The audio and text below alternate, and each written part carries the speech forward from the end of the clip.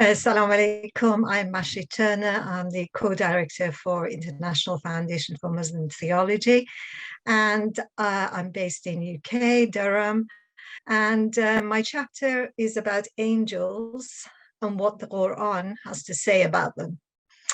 So why did I choose this subject? The concept of angels is the second most important principle of faith in Islam. As you know, it comes after belief in divine unity, the oneness of God. The Quran tells us that we need to affirm the 6 principles of faith: Allah, angels, prophethood, revelation, hereafter, and divine determining, not just verbally, but through understanding, through tahqiq. So affirmation of God's unity is not just verbal. It requires understanding and acknowledgement by getting to know our Creator by way of manifestation of his names and attributes. So we need to ask ourselves why the concept of angels is important in Islam. How does the affirmation and existence of angels affect my faith? We need to make it personal. Therefore, it is important to reflect on what we actually know about angels. What is our perception of angels? What comes to our minds when we think about them? Angelology, study of angels, is not considered to be a scientific study, which means we can't see them under a microscope. Perhaps this is why the concept of angels has been relegated to the realm of fiction rather than fact. Hence, the depiction of angels in fiction and works of art as fairies with wings and with superhuman powers. The aim of my chapter on angels is to discard the fiction and see what the Qur'an has to say about angels and what is their role in our realm, the realm of creation. I felt that the first place to find out about angels was the Qur'an itself, and I have used the Izutsian method, which involves the examination of the semantic category of keywords which relate to the word angel, malak, in order to get as close to an interpretation of the Quran by the Quran as possible. So what is the nature of angels? The Quran describes angel Gabriel, as well as other angels, as being Prophet Muhammad's assistants. They do not have a share in God's lordship, as God is the only sustainer, the only Rab. And angels are merely servants of God, abd, carrying out his commands. It is God who inspires angels to do the things they are commanded to do. Angels were commanded to prostrate to Adam, and all of them obeyed their Lord. Whereas all the angels praise and glorify God, they make tasbih and tahmid and taqdis. Humans have the ability to cause corruption and shed blood, yufsid and yafsik. But humans also have the ability to resist these and reach a rank above angels. So what is the cosmological role of angels? What do angels do? Angels play a central role in the interaction between God and human beings. Angels are described as messengers, rusul, who communicate God's messages to us. So they're the ones who carry the signs, the ayat, which we are meant to be reading. They descend from the unseen realm, from the alam malakut, to the seen world, to the mulk, in order to convey God's signs in every matter, amr. They are also described as witnesses in this realm, in our alam shahada. So they are the carriers of signs, conveying messages, and they can also see everything that we do. They are the ones who record our deeds, so we cannot deny any action, as everything has been witnessed and recorded, and is being witnessed and being recorded as we speak. Angels testify to God's unity through their very existence. and bear witness to what has been sent down in this world. As witnesses to what goes on in every individual's lives, angels have also been given permission to ask for forgiveness on our behalf. But their intercession will only be permitted if God approves. The question then arises as to why does God need angels? The answer is that God does not need angels. We need it because we are limited. This is why belief in a transcendent God comes before belief in angels. In fact, everything centers on the notion of the transcendent God, who is non-material, indivisible, non-corporeal, and atemporal. And yet, according to the Qur'an, he is closer to us than our Jagadavein. How can God be nowhere and yet present everywhere at the same time? The answer is that we can never know God's essence, but we can know him through the manifestation of his names, Al-Asma al-Husna, as reflected in his creation, conveyed to us through the vehicle of angels. So what are these signs in creation that we are meant to be reading?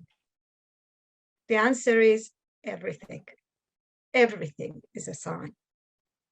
As the verses in the Quran clearly state, Bismillah ar-Rahman ar-Rahim, indeed within the heavens and the earth are signs for the believers, and in the creation of yourselves and what he disperses of moving creatures are signs for people who are certain in faith.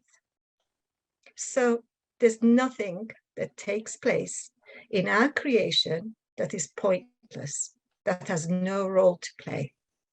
Everything that exists within the heavens and earth is a sign. And we need to really start learning how to read them. So who can read these signs? Everyone. Everyone can read these signs. You do not need a PhD to read these signs. The only condition for reading these signs in the correct way is to read them in the name of the Rab, the creator, sustainer, and nurturer of all created beings. Any education that does not make this connection is not complete, and in many cases becomes distorted. And this, unfortunately, is the disease of modernity and postmodernity, which cuts off that connection. Angels are therefore very much involved in the life of human beings. They are the embodiments of Sunnatullah. Therefore, there's no such a thing as luck. We have to eliminate that word from our conversations. Angels as God's slaves, messengers, and warners are the vehicle by which Allah's names are manifested in the realm of multiplicity. Belief in angels means seeing beyond the form and seeing everything in creation, from the inanimate beings such as stones to trees, animals, and even everything that happens in our lives as a missive, a sign from our Rab, from our sustainer and nourisher to be read. And seen in this way, our whole view of the universe changes. And that's the end. You didn't have to tell me you've got 5 minutes, Mehmet. Oh, well, that's a surprise. Thank you. Anyone have a question? All right, well, Bilal, you have a question? Thank you for that wonderful reminder and those insights. I'm wondering, do you have a pastoral role for the angels? They are watching over us. They are guiding the messengers. So there's a lot of pastoral themes there, but do you write about any, like, the pastoral role of the roles of angels? Yeah, I mean, mine is a kind of what would Izutsian would say is a scientific exploration, so I don't give too much opinion on this, but it's become self-evident after doing the Izutsian analysis that they do actually have a pastoral role, because they are the Hafizun, they are assistants, they're supporters, they're warners, they're messengers, they have something to communicate to us, and we can't ignore them. They say, they are the way that Allah is communicated, the means, the vehicle by which Allah communicates. So they have that specific pastoral role, absolutely. Yeah. Thank you for that. Timothy, you have a question or a comment? Yes, please. Thank you so much, Mahshid, for this talk. I'm wondering if you've explored any of the bodies of literature of Muslim near-death experiences and Muslim anecdotal accounts of encounters with angels. I know that this is it's a very popular discourse, let's say, within kind of the New Age, but actually there's quite a healthy body of Muslim literature that long before the New Age of near-death experiences and angelic encounters. And so I'm just wondering if you're integrating any of that into your research and writing. Sounds really interesting, something good to read, but not in this, as this is just a purely an Izutsian analysis of the word malak. So to allow the Quran to speak for itself, what is the words, the connecting words with malak, in order to get an insight to say of the Quran itself, purely of the Quran itself, what the word has to say, in order to get that, because there is some hadith literature on angels, but there's very little about what the Quran itself has to say about angels. So this is purely Quran focused. Thank you. Quran is quite rich with respect to angels as well. All right, Tubanur, you have your hand up. Thank you very much, Mahshid, for your presentation. I just have two questions. One is a follow-up question to what Bilal just said about the pastoral aspect of angels. I'd like to ask whether you can give any examples of angels' pastoral role today. I would really wonder to hear, what kind of, because I have difficulties, I guess, to understand myself. Any examples that comes to your mind in that sense? And then the second one is, how do you understand the word amr? If you can elaborate on that a little bit. Thank you. I think the pastoral role is actually is a trend in everything, because if everything is a sign, then it's the one who is failing is me not to read beyond the sign, and the sign itself is a conduit for me to be able to stay on the right path and to follow.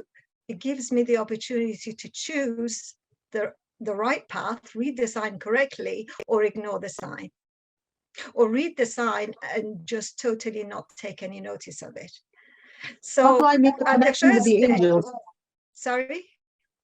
How do I make that connection? Yeah. The angels are the vehicle by which I'm able to read the signs, because they're the carriers of those signs. If they're carrying those placards, read me in this way. But we don't go that far. We just see the form, the external, the shell of everything. And postmodernity and modernity tells us to stop there. Don't go any further. Don't read correctly. Don't read in the name of the Rab. Whereas the angels are there to, to tell us, hey, read this. They're screaming out, read, but we're not reading deep enough. We're just scratching the surface. We're just looking at the material and the form. But there are examples as well in the Quran where, for example, the assistance of where the angels were sent, for example, to fight 25,000 angels, I think, were sent to fight along the side of the Prophet ﷺ, and this kind of thing, or everything that happens happens through a vehicle of angels. The story of the cave where the spider's web, whereas because they are part of the cause and effect, what we call cause and effect, these are the angels who are, this, I'm coming to your second question now, these are the things, the amr, or the commands that actually angels are carrying out through the command of Allah. They are not, there's no such thing as cause and effect. But I think right, there will be more of that cause and effect idea in Colin's talk. So that he will discuss that. But there is a command is what we call cause and effect, but in fact, these are what commands of Allah carried by angels. All right, thank you very And much. the Amr issue, I would like to learn about the Amr as well, please. It's important to me. So Amr for Allah, it's just kun, be and it is. So it's not, you know, but because we are in the realm of multiplicity, that command, that Amr kun, we see happening in a kind of horizontal way. So it needs to be displayed to us, not because Allah is limited, but because we're limited through the angels, through the vehicle of angels.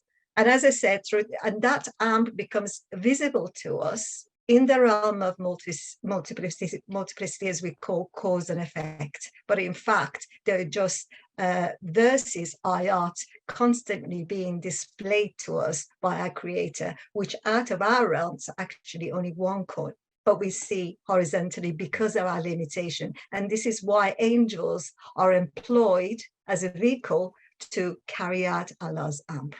Well, Timothy has an additional question, maybe follow up. Go ahead, yeah. Tim. Or who, me? Tim first. Okay. Sorry, we'll go next, Bilal. No, Bilal, I think you were before me. So why don't you go ahead, brother, and I'll follow. God bless you. I was wondering about the correlation of like modesty and the angels. If you can remember the narration about Abu Bakr coming to the presence of the Prophet, and then Umar coming to the presence of the Prophet, and he didn't change his state. But when Uthman comes in and he lowers his like garment in the presence of Uthman, and he mentioned the angels are shy around Uthman, and so I am shy. You know, I also, and so there's this kind of like modesty that kind of encourages the presence of the angels. And then there's the idea of good sense, smells. The angels like, you know, like purity. Is that a way to pastorally use the angelic realm? And then the kind of washing of the body for the angels' greeting of the grave, and that type of, that's also like a pastoral sense of the angels showing up in the grave. Is this discussed in the chapter? Well, I think is that more hadith than Quran. So I'm examining just the Quran. So, but you're absolutely right. The angels occupy every aspect of our lives. As I said, there's no aspect that they don't cover. All right. Well, thank you, Timothy. Just wanting to connect two things. So when Tabaner, when you mentioned the Amr, right? It also connected me to the Ruh, and the in the Tafsir tradition, as you know, Mahshid, in the Tafsir tradition, the Ruh, one of the possible ways in which the Ruh is interpreted as an angel, right? And that and there, you know, min amri rabbi, you know, in the Quranic dicta, sometimes that's translated as my Lord's sha'an, like it's my Lord's business. And sometimes it's as amr in like umur, business or concern. And sometimes it's translated as command. And so I'm wondering if because your focus is Quranic, if discussions of the Ruh as Jibra'il also come into those tafsir traditions that equate the Ruh with Jibra'il, if that comes into your chapter. There's very little talk. I mean, I think I briefly talk about Ruh al-Quds, which some of us also think that it could be Angel Gabriel, and others don't. So I briefly mentioned that, but there's not that much really to indicate, because there's a difference of opinion anyway, whether it's a different angel, whether it's different Angel Gabriel, as far as it goes. But from the point of view of Amr, I'm just looking at it as command of Allah, and the angels. There's no angels that we don't have a bad angel. All the angels obeyed Allah. Kulluha. All of them. And the word kul is used. So they're all. And they are linked to command, to Amr. And everything is an Amr of Allah. Everything that we see is not a cause and effect, is an Amr directly from Allah. But it's only kun as it is.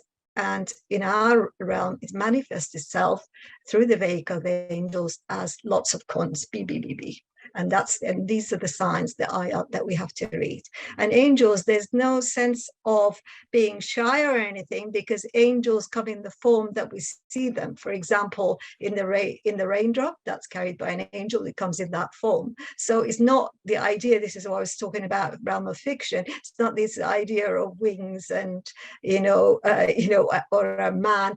I mean, the fact that revelation came to our Prophet ﷺ was in the form of a man, was that it's so that he will be recognized, so that he because prophet being limited, he came in the form of a man, but they can come in different forms in accordance to the task that they occupy. So the rain angel will come as the rain, and so on. So there's no sense of modesty, but at the same time we have to think we are not alone. They're witnesses. They're with us all the time. We're being watched. Would it be correct then, Mahshid, to say, for example, when I think about the pastoral aspect of how angels directly involved with us from a pastoral perspective, when I say an angel can come in form of a nurse in the hospital, an angel can come in form of a chaplain, at the military, to give me pastoral guidance. So the angels taking on different forms, is that a correct understanding?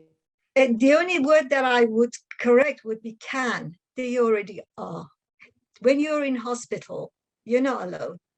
They're there. God has sent you, that person in hospital, through his rahmah, his mercy, specifically for you. The doctor that is just seeing to you has been sent to you. His hands, how it works, everything that's been given to you is through the command of Allah, which manifests itself through the doctor, which is the apparent cause, but through the vehicle of angels. Angels are the real communicators, and that's how we should see everything. When someone smiles at you, don't just connect to that person. See it as God smiling at you through the vehicle of that person. It's now. It's happening now. Feel connected. This is how we need to be, to connect all the time, not to disconnect and say, doctor, nurse, child. It's through that connection that we become closer to our Creator. All right. Well, thank you. I have one question, Mahshid. When you said everything is Amrullah, command of God, and angels are delivering, is that Izutsu's explanation, or is that something your sort of interpretation? I just wanted to clarify. I wasn't sure which one was it. Izutsu doesn't explain. Izutsu has a theory of how to find out what the Qur'an has to say about the word malak. So you follow that semantic theory in order to understand what the Qur'an has to say about the word malak, not what Izutsu has to say.